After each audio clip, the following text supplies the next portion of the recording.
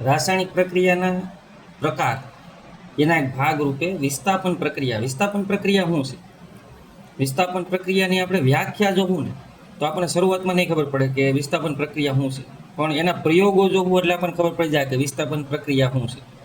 તો વ્યાખ્યા એવી છે કે જે રાસાયણિક પ્રક્રિયામાં વધુ સક્રિય પદાર્થ છે એ ઓછા સક્રિય પદાર્થનું વિસ્થાપન કરે તો આવી પ્રક્રિયાને વિસ્થાપન પ્રક્રિયા કહે છે.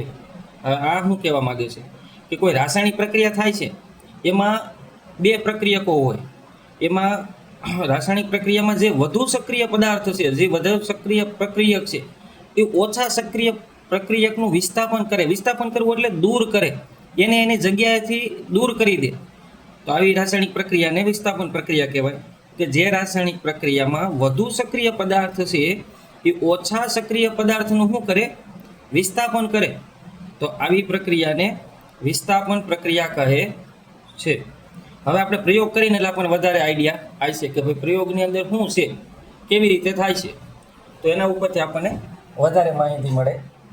તો વિસ્થાપન પ્રક્રિયામાં પહેલો પ્રયોગ છે, આવી રીતે એક સ્ટેન્ડ છે, એની અંદર કચ્છ નળી છે. કચ્છ નળીની અંદર શું થાય છે તો કે લોખંડની ખીલી છે એ આપણે કોઈ રીતે આધાર વડે લોખંડની ખીલી છે ને દ્રાવણની અંદર રાખી દઈએ આપણે. અને લોખંડની ખીલીની અંદર દ્રાવણ શેનું ભરવામાં આવે છે તો કે કોપર સલ્ફેટ CuSO4નું દ્રાવણ છે. શેનું દ્રાવણ છે? કોપર સલ્ફેટ એટલે કે CuSO4નું દ્રાવણ છે. એની અંદર આપણે લોખંડની ખીલી રાખેલી છે. હવે લોખંડની ખીલી છે એને CuSO4ના દ્રાવણની અંદર રાખવામાં આવે તો થાય શું તો કે આ પ્રક્રિયામાં લોખંડની ખીલી છે એ કથ્થાઈ રંગની થઈ જાય છે. જો લોખંડની ખીલી છે એનો રંગ કથ્થાઈ ન હોય, પણ હવે કોપર સલ્ફેટના દ્રાવણની અંદર લોખંડની ખીલી રાખવામાં આવે એટલે એનો રંગ કેવો થઈ જાય છે? કથ્થાઈ રંગનો થાય છે. અને CuSO4નું દ્રાવણ એટલે કે કોપર સલ્ફેટનું દ્રાવણ છે એ આછા રંગનું થઈ જાય છે. હવે આવું કેમ થાય છે એ આપણે આગળ જોઈએ કે ભાઈ આવી રીતે કચ્છ નળીની અંદર કોપર સલ્ફેટના દ્રાવણની અંદર લોખંડની ખીલી રાખી તો લોખંડની ખીલીનો રંગ બદલાય અને કેવો થઈ જાય છે? કથ્થાઈ રંગની ખીલી થઈ જાય છે. અને જે કોપર સલ્ફેટનું જે પહેલા દ્રાવણ હતું એનો રંગ હતો એ હવે કેવો થઈ જાય છે? આછા રંગનો થઈ જાય છે. તો આપણે સમીકરણ જોઈએ તેની અંદર શું પ્રક્રિયા થાય છે તો કે આયર્ન એટલે લોખંડ, લોખંડ એટલે આયર્ન. તો જો આયર્નની ખીલી છે એ કોપર સલ્ફેટના દ્રાવણની અંદર રાખવામાં આવે તો આયર્ન સલ્ફેટ બને છે. શું બને છે? Iron sulphate. અને કોપર ધાતુ છે એ અલગ પડી જાય છે. તો જો આયર્ન સલ્ફેટ બને ને, આયર્ન છે એની ઉપર સલ્ફેટના સ્તર જામે છે એટલે એનો રંગ કેવો થઈ જાય છે? કથ્થાઈ રંગનો થઈ જાય છે. અને કોપર ધાતુ કોપર સલ્ફેટમાંથી અલગ પડે છે એટલે એનો રંગ કોપર સલ્ફેટનો રંગ છે એ આછો થઈ જાય છે. તો આમ શું થાય છે તો કે આ પ્રક્રિયામાં જો આ પ્રક્રિયામાં આયર્ન છે એ કોપર સલ્ફેટના દ્રાવણમાંથી કોપરનું વિસ્થાપન કરે છે. એટલે કોપર સલ્ફેટના દ્રાવણમાંથી આયર્ન છે એ કોપરનું શું કરે છે? વિસ્થાપન કરે છે. તો આ પ્રક્રિયામાંથી આપણને એટલી ખબર પડે કે આયર્ન છે એ કોપર કરતાં વધુ સક્રિય ધાતુ છે. આયર્ન વધુ સક્રિય ધાતુ હોવાથી કોપર સલ્ફેટના દ્રાવણમાંથી કોપરને શું કરી દેશે? દૂર કરી દેશે અને સલ્ફેટનું દ્રાવણને એક્સેપ્ટ કરી લેશે. એટલે આયર્ન સલ્ફેટ બની જાય છે. શું બની જાય છે? આયર્ન સલ્ફેટ બની જાય છે અને કોપર ધાતુ અલગ પડી જાય છે. અન્ય ઉદાહરણ આપણે જોઈ બીજા. તો બીજા ઉદાહરણની અંદર આપણે જોઈ કે ઝીંક છે, ઝીંક એને જો કોપર સલ્ફેટના દ્રાવણમાં રાખવામાં આવે તો શું થાય છે? તો ઝીંક છે એ કોપર કરતાં વધુ સક્રિય છે. તો ઝીંક છે એ સલ્ફર સાથે પ્રક્રિયા કરીને ઝીંક સલ્ફાઇડ બનાવે છે અને કોપર ધાતુને અલગ કરે છે. હજી એક આપણે જોઈએ આગળ લેડ. લેડને કોપર ક્લોરાઇડ, કોપર ક્લોરાઇડના દ્રાવણની અંદર લેડને રાખવામાં આવે તો શું થાય છે? લેડ ક્લોરાઇડ બની જાય છે. લેડ ક્લોરાઇડ બને છે અને કોપર ધાતુ અલગ પડે છે. આ ત્રણ પ્રેક્ટિકલ ઉપરથી આપણને એટલી ખબર પડે કે અહીં લોખંડ છે, ઝીંક છે, લેડ છે, આ ત્રણ ધાતુ છે એ કોપર કરતાં વધુ સક્રિય ધાતુ છે. અને જે રાસાયણિક પ્રક્રિયામાં વધુ સક્રિય ધાતુ છે એ ઓછી સક્રિય ધાતુનું વિસ્થાપન કરે અથવા દૂર કરે તો આવી રાસાયણિક પ્રક્રિયાને કેવી કહેવાય? વિસ્થાપન પ્રક્રિયા કહે છે. તો આપણે આગળ જોઈએ. આપણને શું કહેવામાં આવે છે કે અહીં ઝીંક અને લેડ છે એ કોપર કરતાં વધુ સક્રિય તત્વ છે. તેને કારણે કોપરના સંયોજનમાંથી કોપરનું શું થાય છે? વિસ્થાપન કરે છે અથવા વિસ્થાપન થાય છે. હવે આપણે એના પછીની એક રાસાયણિક પ્રક્રિયા છે દ્વિવિસ્થાપન પ્રક્રિયા. એના ભાઈ જેવી છે, વિસ્થાપનનો ભાઈ એટલે દ્વિવિસ્થાપન. દ્વિવિસ્થાપન પ્રક્રિયાની અંદર સફેદ અવક્ષેપ ઉત્પન્ન થાય. તો જોઈએ આપણે શું છે આખી પ્રક્રિયામાં. તો બે કચ્છનળી લેવાની છે. એક કચ્છનળીની અંદર આપણે બેરિયમ ક્લોરાઇડનું દ્રાવણ ભરવાનું છે. આ બેરિયમ ક્લોરાઇડનું દ્રાવણ ભરેલું છે.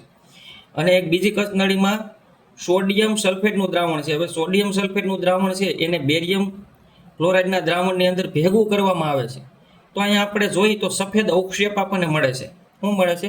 સફેદ અવક્ષેપ મળે છે. હવે આ સફેદ અવક્ષેપ શા માટે મળે, શું કરવા મળે છે અને આવી રીતે કેમ થાય છે એ આપણે જોવાનું છે. તો સફેદ અવક્ષેપ પહેલાં કહેવાય કોને?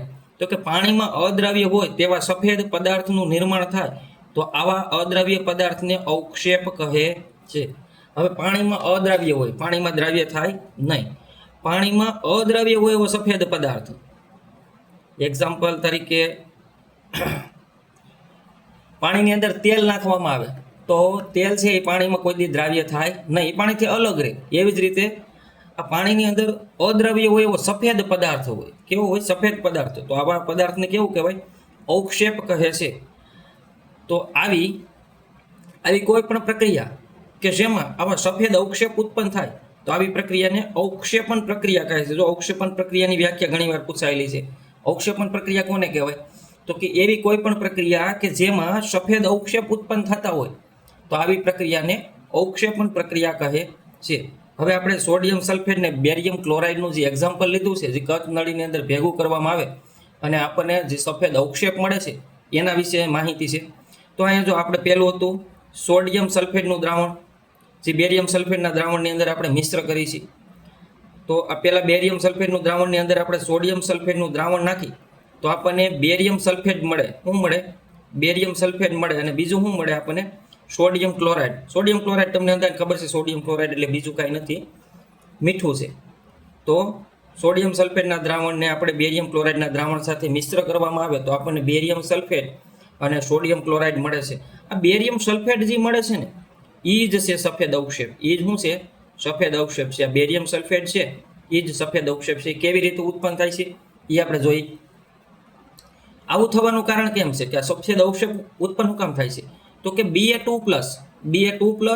અને SO4 2- છે એવા આયનો વચ્ચેની પ્રક્રિયાથી Ba2+ અને SO4 આયનો વચ્ચેની પ્રક્રિયાને કારણે BaSO4 ના સફેદ અવક્ષેપ ઉત્પન્ન થાય છે. હવે એ તો બરોબર છે, પણ એ થાય છે કેવી રીતે એ હું તમને સમીકરણમાં લખીને સમજાવું. જો અહીંયા આપણી પાસે છે Na2SO4, આના આયનો આવી રીતે અલગ પડે, 2Na પ્લસ SO4 2- આ બે આયનો. અને બીજું એક દ્રાવણ હતું બેરિયમ ક્લોરાઇડ. બેરિયમ ક્લોરાઇડ એટલે BaCl2 છે. એની અંદર શું થાય તો કે Ba2+ 2Cl- આવી રીતે આયનીકરણ થાય. આયનીકરણ થાય ને એટલે અહીંયા જો અહીંયા Ba2+, આ Ba2+ છે, આ Ba2+ અને આ પ્રક્રિયકમાંથી SO4 2- આ બે વચ્ચે જો અહીંયા +2 અને અહીંયા -2, આ +2 ને -2 છે એને બેલેન્સ કરો એટલે 0 થઈ જાય. એટલે એમાંથી આપણને મળે BaSO4. હવે એના પછીના બીજા બે આયનો વધ્યા Na2+ અને 2Cl-, બરોબર છે. 2Na+ અને 2Cl- બબે છે તો આ બે ભેગા થાય તો શું બને? 2NaCl. આ +- 0 થઈ જાય. એની અસર કેવી થઈ જાય? બેલેન્સ થઈ જાય, 0 થઈ જાય. અને આ 2+ અને 2- છે એની અસર 0 થઈ જાય. એટલે આ બેરિયમ સલ્ફેટનું દ્રાવણ મળે અને અહીંયા આપણને મળે 2NaCl, જે આપણે સમીકરણની અંદર છે. જો BaSO4 + 2NaCl. તો આવી રીતે આયનોની આપલે થવાથી BaSO4 મળે છે. અને આ BaSO4 છે એ શું છે? સફેદ અવક્ષેપ છે. હવે દ્વિવિસ્થાપન પ્રક્રિયાની હવે વ્યાખ્યા હવે આપણને આપેલી છે. તો કે જે પ્રક્રિયામાં પ્રક્રિયકો વચ્ચે આયનોની આપલે થતી હોય, શું થતી હોય? આયનોની આપલે થતી હોય તો આવી પ્રક્રિયાને દ્વિવિસ્થાપન પ્રક્રિયા કહે છે. જો જે રાસાયણિક પ્રક્રિયામાં આયનોની આપલે થતી હોય, શું થતું હોય તો કે આયનોની આપલે થતી હોય તો આવી પ્રક્રિયાને શું કહેવાય? દ્વિવિસ્થાપન પ્રક્રિયા કહે છે. તો દ્વિવિસ્થાપન પ્રક્રિયા આપણે જોઈ લીધી કે જે રાસાયણિક પ્રક્રિયામાં આયનોની આપલે થતી હોય તો આવી પ્રક્રિયાને દ્વિવિસ્થાપન પ્રક્રિયા કહે છે. આગળ આપણે ઓક્સિડેશન પ્રક્રિયા શું છે, રિડક્શન પ્રક્રિયા શું છે એનો અભ્યાસ કરીશું.